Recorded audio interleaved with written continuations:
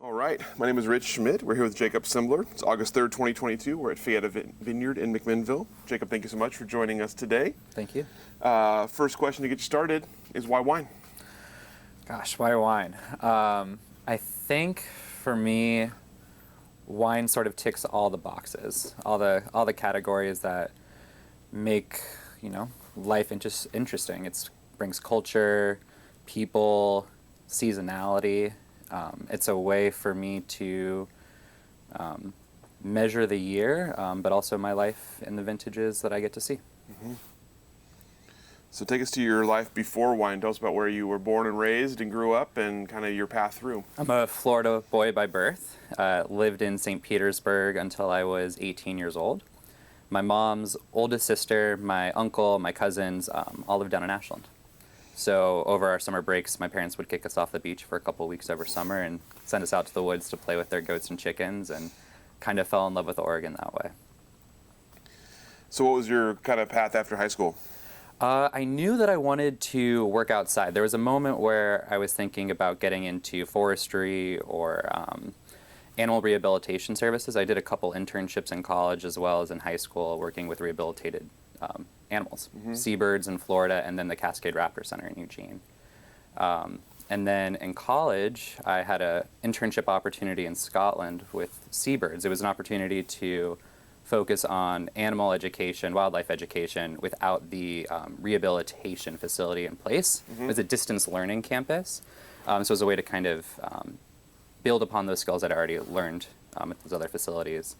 But the internship fell through, and I was using a third-party international internship company in college to help place me in that program. And so they helped shuffle me into a different direction, or to still utilize their internship services. And that was an organic gardening internship in Northern Ireland at a Tibetan Buddhist retreat center. And so I lived there for 3 months at a residential facility where we grew all of the produce that fed the full-time residents and then the tourists that would come to spend the weekend with us. It's a pretty big thing. Jump there, yeah. But it was at the Buddhist Center that I learned a lot about their farming practices, which then took me to biodynamics. So I was an environmental studies major at University of Oregon with a sustainable agriculture focus, and then was able to kind of take that experience in Ireland, kind of focus on biodynamics, and then I was given a book by one of my TAs, by Catherine Cole, called Voodoo Vintners. And that was my introduction into the Oregon wine industry, was kind of taking this passion of biodynamics and then seeing it applied in the wine industry. So before we talk about that, I'm curious what it was about biodynamics that appealed to you. I'm a 1990 born millennial. It was kind of this way of combining my love of Harry Potter and the magic of farming. You have astrology, you have the preparations, which was very much like potion making, transmutation, transfiguration, everything kind of came together in this way that really seemed to tick all my boxes, spark all my interests, and I loved the community around biodynamics. Yeah, tell me more about that, the community around it. What did you find kind of in the early days of biodynamic community? Well, Catherine Cole's book kind of put me on a path of the wineries that I have spent time working with. I spent 3 years working at Brooks Winery in their hospitality while I went back to school for vineyard management. And I'm currently helping out at Brickhouse right now in their hospitality as well. It kind of found a path for me to follow towards like-minded individuals in the wine industry, where we were passionate about ways to kind of shake up the system and to look at, more holistic farming practices. So you mentioned tell me about the first step into wine after you read the book, you're excited about biodynamics, you see a path. So what's the first step? I joined a harvest team in 2013, right after I graduated from the University of Oregon, at Benton Lane Winery outside of Junction City in Monroe. It was not a large team, but we made a lot of wine, just about 25,000 cases, I think, at the time. And that was really my first foray into like the excitement of harvest, the camaraderie, the long hours, and a lot of different people coming from different backgrounds, but getting to see that passion that kind of pulled us all together. Tell me more about first harvest experiences are always interesting to me. Tell me more about your first harvest. Oh gosh. Well, they tell you to always keep a towel and a change of clothes in your car. I'm glad that I followed those instructions. It was, even if it was a little monotonous and it was routine, it still felt different every day. There was always something new going on, and by the time you got tired or physically bored with one task, there was something else to move on to. And I kind of enjoyed that dynamicness to it.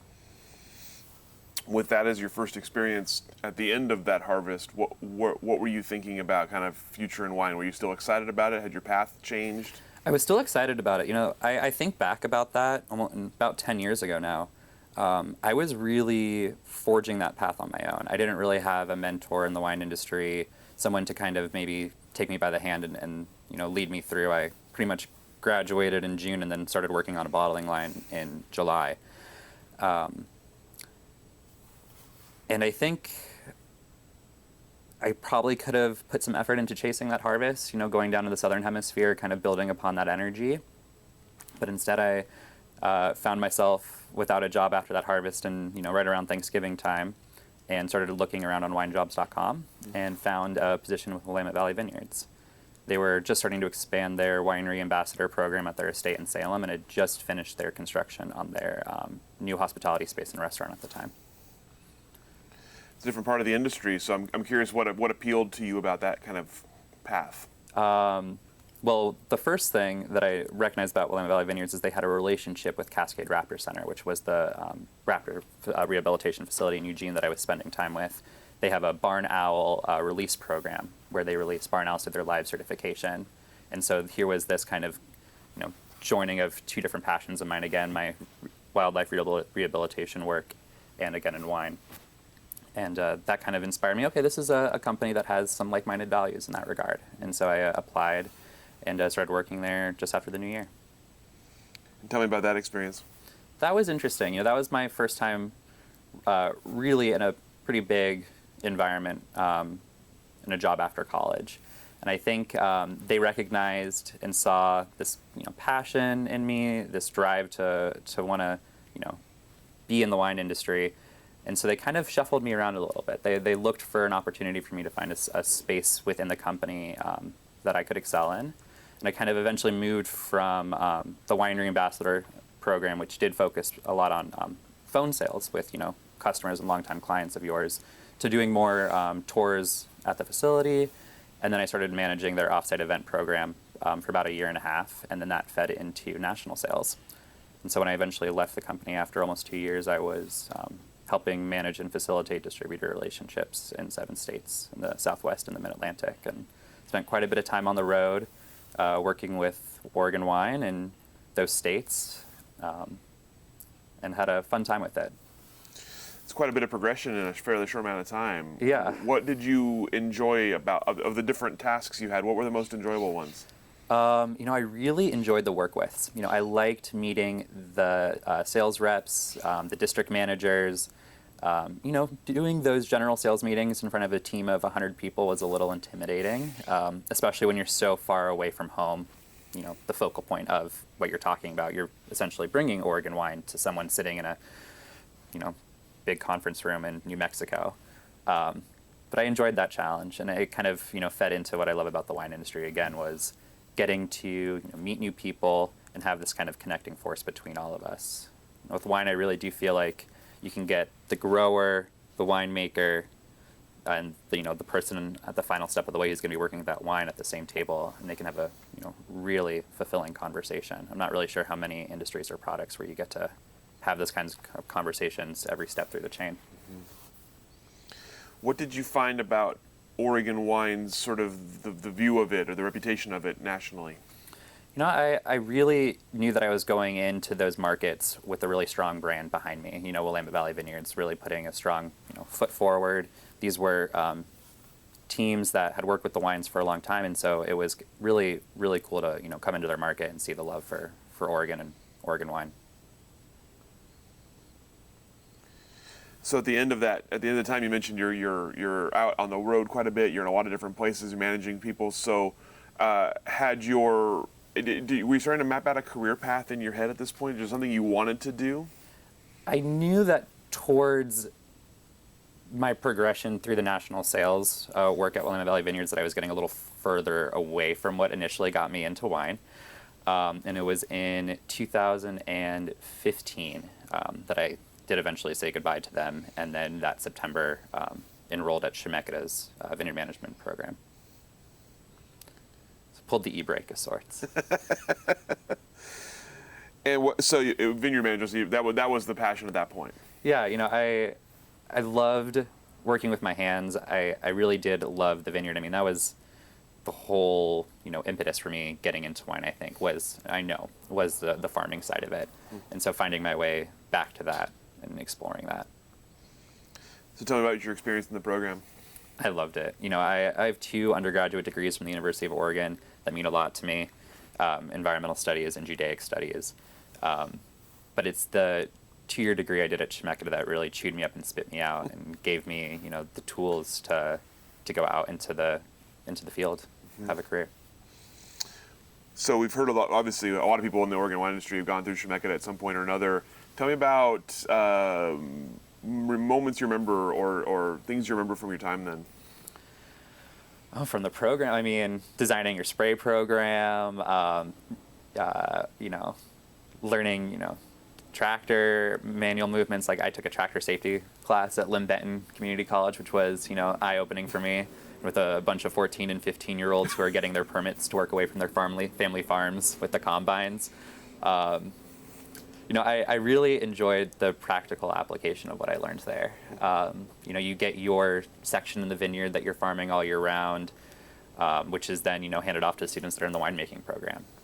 It was really, really immersive, and I knew going back to school for the second time, that was really what I wanted. Mm-hmm. So coming out of that, what was your next step?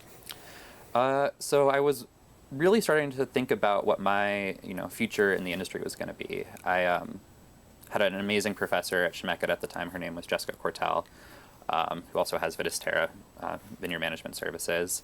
And I was working at Brooks Winery while I was back at school. And I was driving up and down Cherry Blossom every day, almost, and seeing this one vineyard site that was up for sale, potential vineyard land. It was kind of sandwiched between 2 vineyards that we had worked with at Brooks exclusively. And it just was something in the back of my head that I kind of looked at that piece of land and knew that this was where I wanted to be eventually, was kind of controlling the means of production and really finding, that piece of property that was going to be not just, my forever home, but also where I could kind of have that living, learning classroom of my own and exercise that passion. So tell me about the search for that space. That was interesting. That was about a year and a half. Looked at maybe about 10 dozen different properties, turnkeys, development, sites that were, going to take a lot of work, but also sites that were just a little too easy to walk into.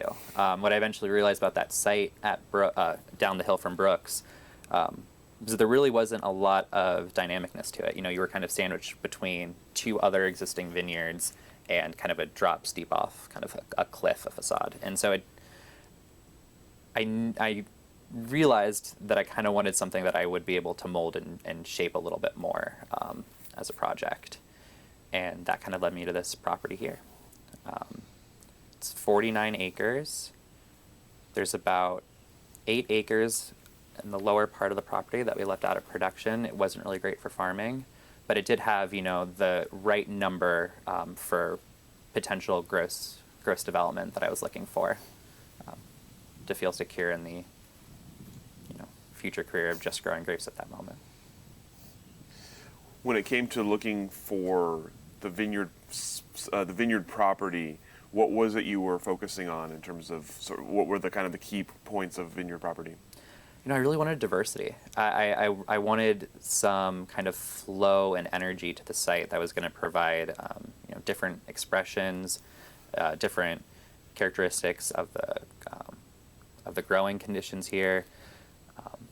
What I love about this site is that it's almost continuous 360 planting, which due north facing here is flat. So we really are going to get to play with all of those different aspects, as well as we have pretty delineated volcanic and marine sedimentary soils up here. That was a fun part of the due diligence of looking at the property, was getting Andy Gallagher up here, doing pretty big, rough and backhoe excavator soil pits in the ground, which we did eventually follow up with some site tech micro soil sampling and site analysis, which was really cool to see that macro to micro difference on the mapping. So once you were here, I'm curious about the sort of the timeline from there. What were you sort of thinking as you sort of looked at the property and mapped out what it could be? I think I knew right away that to develop all of the potential acreage on here would be a little intimidating. So I've kind of stair-step progressed myself into it. The first 3 acres that we planted in 2018 were already in an open field behind the barn that was in pasture. And so that was a really great place to start. Did 1.5 acres each of Pomard and Wadensville back there, and then started focusing on the rest of the property. So about 30 acres was in timber. That was all harvestable, had been farmed since the 1960s. And so looking at a couple of different timber cruises, we were able to find a company to work with, and then the timber sales actually helped offset the cost of production.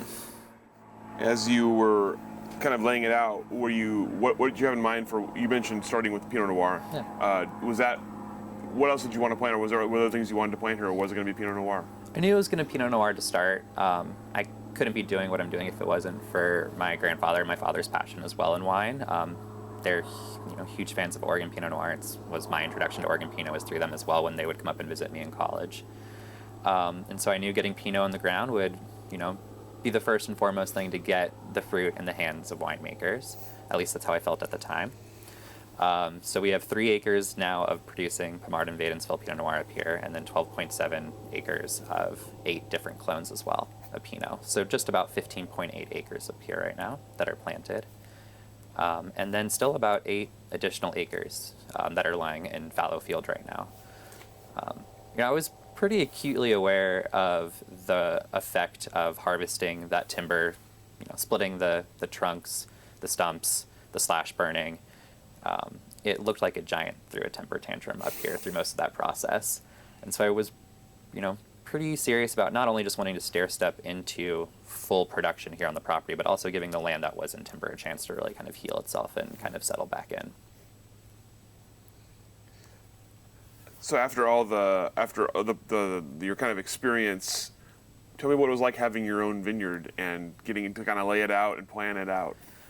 Really exciting. I also spent the last 5 years working for a vineyard management company. I'm no longer with them this growing year, but they were super helpful. Jessica Cortell helped me for the first 2 years with the producing 3 acres now. And then the vineyard management company, which at the time was Northwest Vineyard Services, which is no longer around, it's now Atlas Vineyard Management, helped me with the development of the remaining 12.7.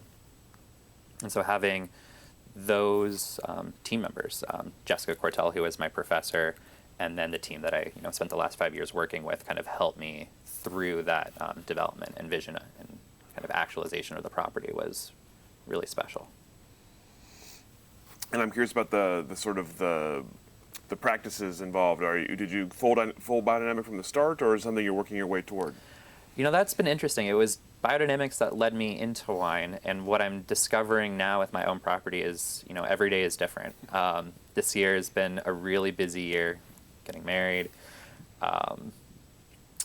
just lots going on. I left my vineyard management job to focus more on my own vineyard. And even through that kind of reorientation of my time, what I found about biodynamics is that you really have to be, 100% in the moment with your intention and attention to give over to it. The first 3 years I was getting 500 sprays out, and this year I just haven't really been able to get out there and do it. So we're farming organically to certification standards, and biodynamics when, I guess, time allows, but also when I'm able to refocus and shift back into that. I don't know. I'm still trying to figure out how to bring it into my farming practice that works for me. It's interesting to admit that, but yeah. Well, as you said, it takes a lot of focus. It takes a lot of energy and timing. So it's not. Not an easy thing to just roll out of the bag. No, yeah, and you can't really half-ass it either. Stirring those preparations alone is an hour, and when you're one person with a 3-gallon, backpack sprayer on your back, it can get a little daunting. So I need to, refocus some time, I think, into figuring how to make it work a little bit more for me. Where I have found issues with biodynamics in the past can be with the dogmatism of it, where we do have our blackout days, but that doesn't necessarily mean that farm activities need to stop. Or when it's just me right now doing all the handwork in the vineyard, I do journal and keep track of the corresponding biodynamic days to the practices in the vineyard and the rows that I'm in when I stop and start, so that I do have that kind of empirical data to kind of turn back to and look at. But that's as easy as, journaling at the end of the day. So I still find ways to engage with it. But again, trying to figure out how to make it work for me. Tell me about building relationships once you had grapes, building relationships with people to buy the grapes. Yeah, that's been, a delight in a lot of ways. So Brooks Winery, who I worked for 3 years, this last year was the first producing year off the 3 acres. Brooks purchased all of the fruit, which was wonderful. They were super excited to work with it, and I can't tell you how special and full circle it felt to know that that fruit was going to a place that I called home for so long. And then this year, I was hoping to diversify a little bit. I'm also acutely aware that I have 12.7 acres that are going to be coming online soon, and Brooks probably does not have the capacity to take 15.8 producing acres from here. So I've developed some relationships through Shemeketa and then through the Vineyard Management Company, and was going to work with 2 new winemakers this year. But after the frost in April, it was the Pomard block that I was going to be kind of slicing and dicing to work with those winemakers with. But the Pomard is a few days earlier than the Wadensville and really got hit hard by the frost, unfortunately. Crop estimate is always going to be a little bit more of an art than a science, and kind of seeing the variability out there of the fruit set and kind of how the vines were holding and hanging on to their fruit, I had to make a tough call of deciding that it would still be easier this year to sell all the fruit to one winery as opposed to trying to get out there in the field and divvy it out. So I want to back up for a second. You mentioned Brooks, and we kind of glazed over it there. So tell me about your time at Brooks and sort of the meaningful experiences there for you. Yeah, Brooks was a winery that I was aware of through Catherine Cole's book, Voodoo Vintners. The book, I believe, is dedicated to Jimmy Brooks, who passed away in 2004. And that was my first opportunity getting to work at a biodynamic winery after, being brought into wine through Biodynamics. I got to work closely with Clay Wesson, who was their biodynamic consultant, practitioner there at the vineyard, and I had 1 day a week where I got to kind of be his intern and work closely with him. And that was really special. And also recognizing that Brooks saw what brought me to them and helped nurture that as well. I've always loved the team there. They've treated me, like I said, like family over the years.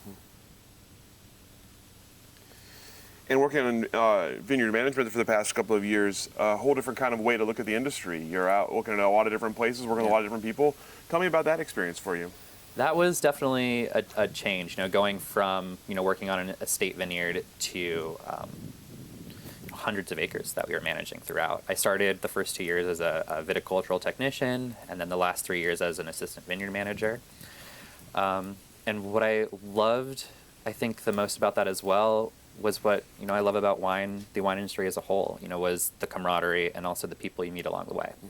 So not every vineyard, but, I got to work with our clients.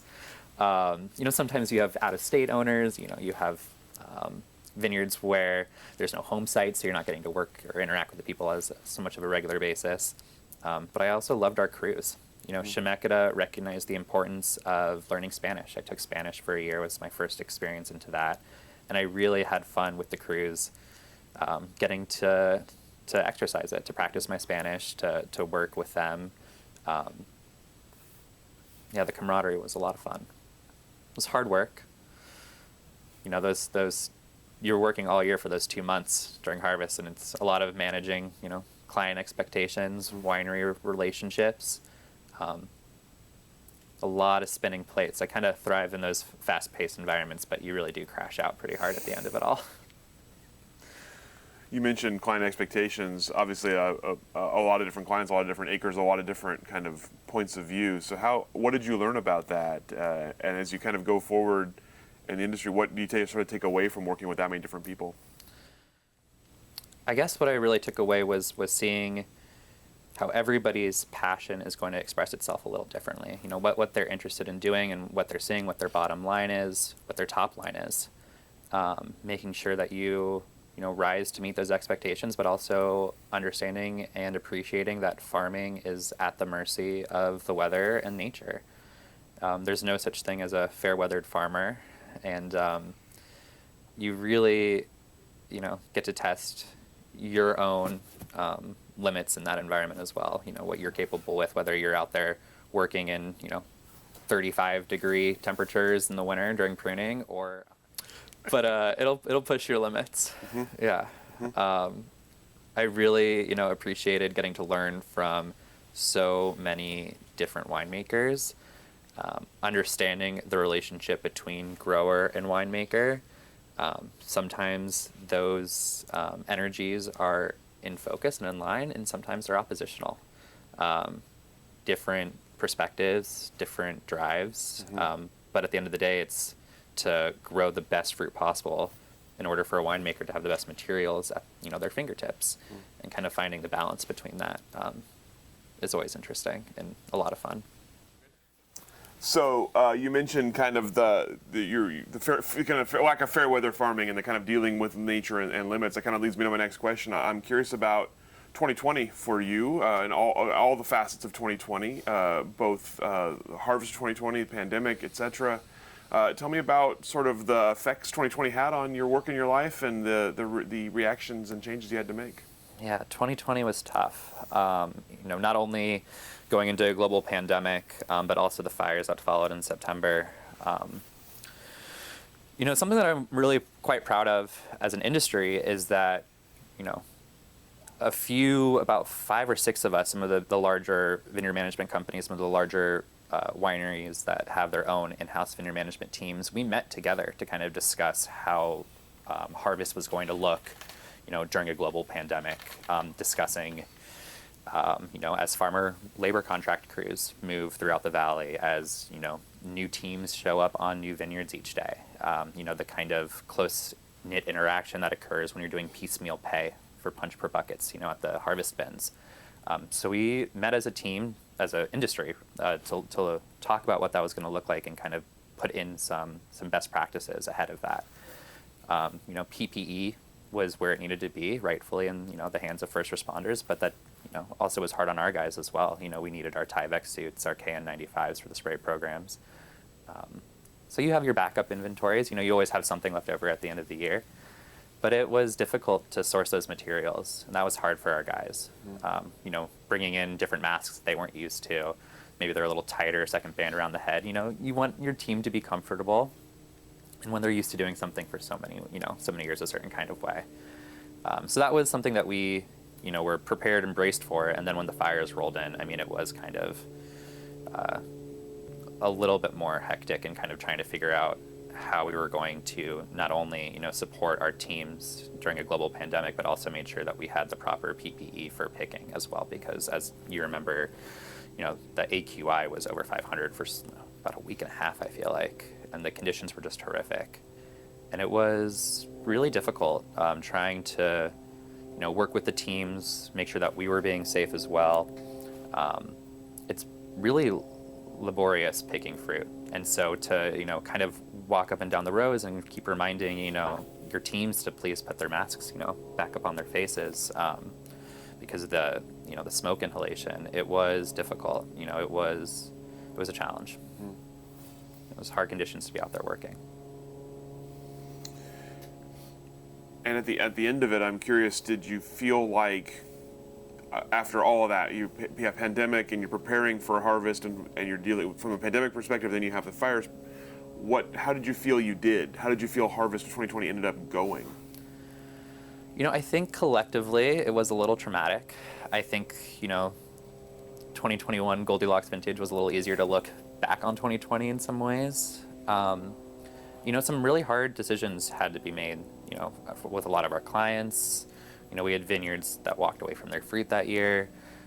We had vineyards that needed to have the fruit get picked for insurance claims. So we knew that the fruit actually wasn't going to be made into wine that year. And then, where I'm working right now at Brick House, and was also a vineyard management client of ours, which is how I kind of moved into that role as well.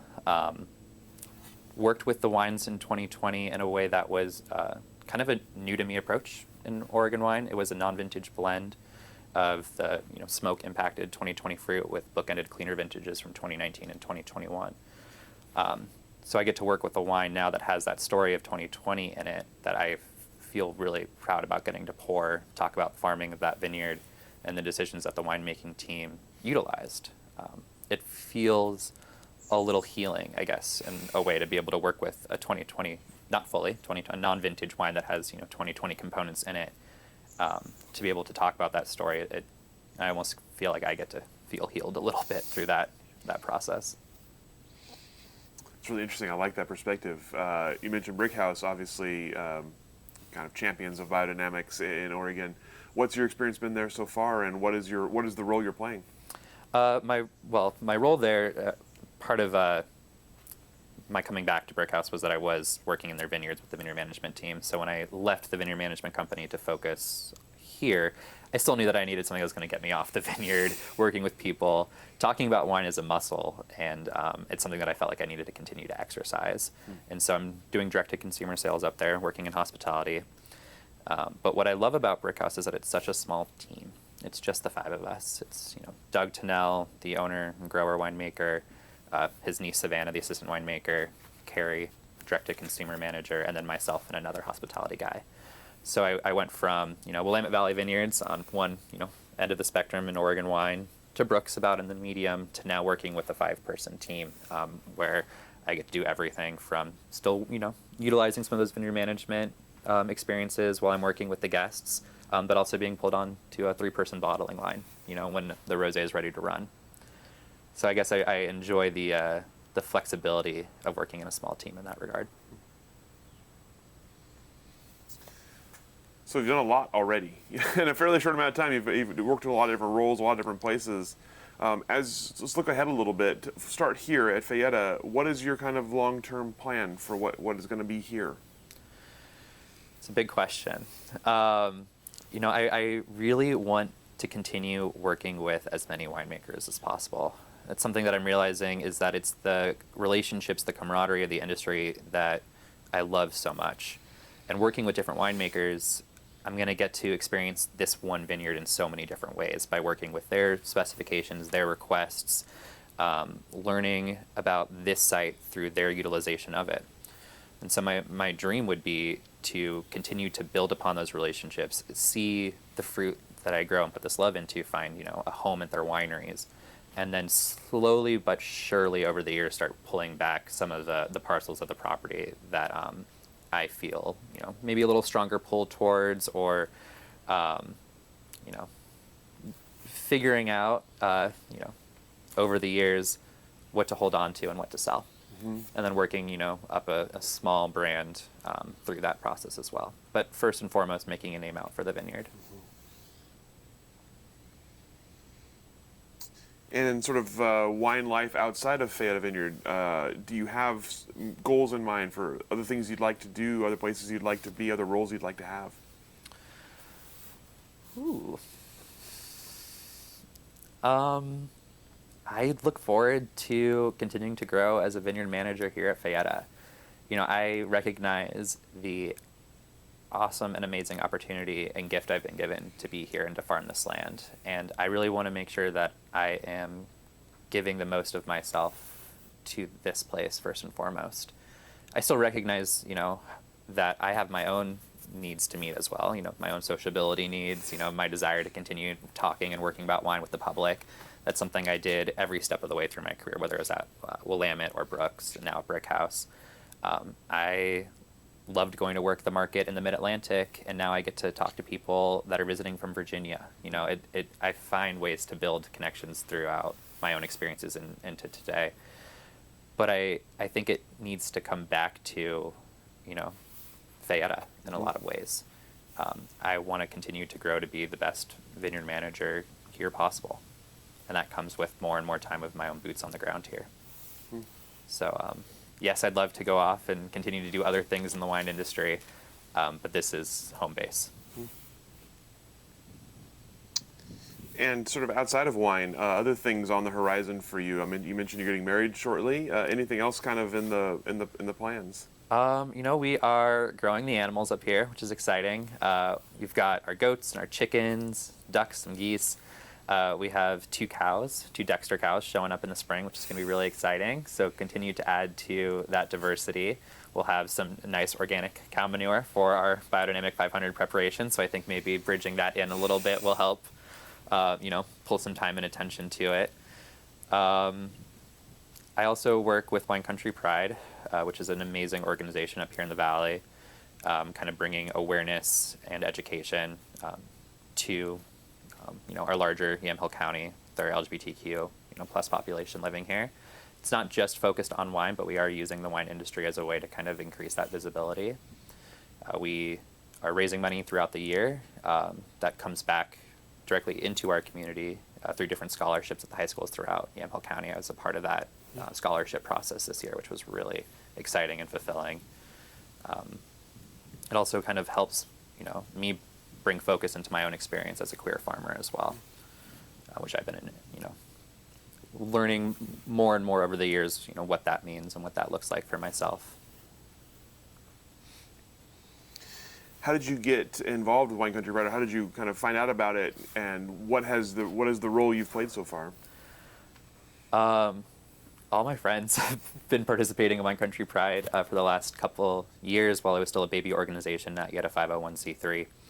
I have some really good friends in Dundee, the Pollinate Flower boys. They've been really involved over the years. They helped getting the Rainbow Quest flag adventure, you know, up throughout Yamhill County during the June, during Pride Month, and watching them kind of grow what was an opportunity to kind of, you know, flag a Progress Pride flag, show your allyship, opening your doors up to the community, really kind of grow into something that was going to be much larger in a lot of ways. And, you know, watching Remy Drabkin, Kristen Stoller, Casey Merrill kind of pull, you know, their power trio, nonstop energy into this and kind of build up to where it is today has been really exciting to see. I think we're really excited to see Wine Country Pride be more than just Wine Country Pride Month. So doing events throughout the calendar year as well. So my partner and I have been involved with Wine Country Pride events, volunteering, helping out over the years, but it was just when the board was established that I stepped on as the role of treasurer. So I'm curious about your experience in the industry so far, looking back. What were your kind of initial impressions of the organ industry, and what has changed in your mind as you've gotten to know it better? I don't know, in a lot of ways, I still feel like the 22-year-old who, you know, was bright-eyed and bushy-tailed and really green around the ears at Benton Lane, showing up on the crush pad my first day. As I do here, you know, learning every day is different with the vineyard too. Like I still see how much there is to learn and to grow in the industry. So I think my first impressions of, you know, being wide-eyed has not changed. You know, you think you know something about wine, well, let's peel back a layer, and there's going to be 5 more things to discover and dive into. And so I think my impressions, kind of my awe at the industry, you know, locally, globally, is still there. I think what's been really cool over the years is you meet these people along the way in wine, especially in this Oregon industry where, you know, it's so close, that then come back around to surprise you, you know, 4 or 5 years down the line, where you're engaging with each other in a new way, but you still have, you know, the similarities of where you've been before, kind of bridging that you know, relationship. You know, I'm glad that we're getting back out more into industry events, coming together out as a community more in this kind of post-pandemic stage. It's been really, really nice to see familiar faces again. And what comes next for Oregon wine? As you mentioned, pseudo post-pandemic now, leading back towards what it was before. What is the industry going to look like down the road? I've always seen a really strong passion and love for coming out to Oregon, and wine being a focus point for that. Whether it was, hospitality at Willamette or at Brooks, at Brickhouse, I continue to see this strong pull to Oregon wine, across the board. Whether it's something larger like Willamette Valley Vineyards, which my parents can easily get back in Florida, or something like Brickhouse, where I feel a little bit more intrigued to ask, like, how did you find us today? So I definitely get to feel more of that passion for Oregon wine showing itself through tourism, through people wanting to be here and experience everything that the state has to offer. I'm excited to see where we go as an industry varietally. I did focus and start with Pinot Noir up here, but I am excited to see, what we continue to grow and to do up here as an industry and continue to diversify. With, this frost event that we just experienced this April, I got to see even the micro differences between two different clones of Pinot Noir and how they express themselves and seeing that damage expressed. I'm really hoping that, by pulling in more diversity into the vineyard, that we're continuing to kind of pad and protect ourselves in a way that doesn't mean that one inclement weather event then gets to kind of decimate out, a pretty healthy percentage of our, production out here in the valley. I think the latest numbers out of OSU's Viticultural Extension Office was something about 50% down as an industry whole this year. So I think by bringing in diversity, we're able to protect ourselves in that regard. I think you see that in, the old world, different parcels where, more hail damage was going to affect different parts of, their holdings, to where having, more variability in where they were farming kind of made sure that they were able to pad and protect their overall production. Maybe not thinking about devastating hail events, but definitely thinking about how we can better protect ourselves up here as well. And if someone were to ask you your kind of words of wisdom or advice for getting into the Oregon wine industry, what would you tell them? Well, some wonderful advice I got back at Brooks, which I'll never forget and will probably put on my tombstone one day, was from a farmer down the road, Richard Crannell. He farms just below Brooks.